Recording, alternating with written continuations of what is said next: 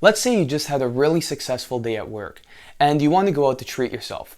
Are you going to go to this all-you-can-eat buffet where you can completely fill yourself up on some good but probably not amazing food?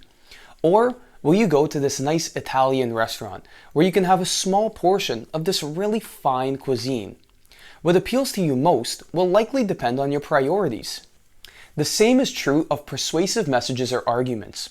For some people, it's the sheer quantity of arguments that counts. These people use what's called a kitchen sink approach, where they'll spit out every available argument that they can use. For other people, it's the quality of arguments that counts. The number of arguments they have is kind of trivial. They require these gourmet or really good arguments.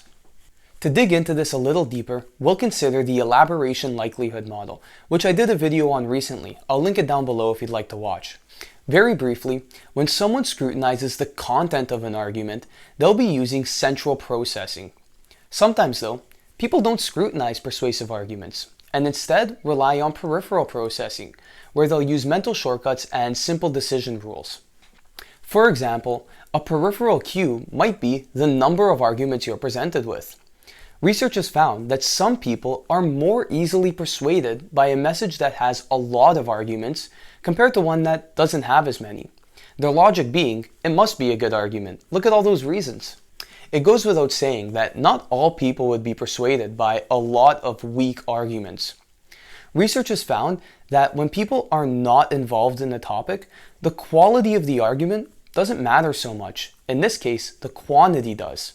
On the other hand, if people are involved with the topic, quality of arguments will persuade them, especially if you have a good amount of high-quality arguments. To sum up, if you think your audience is going to scrutinize the content of your message, make sure to have strong arguments, and try to have quite a few of them.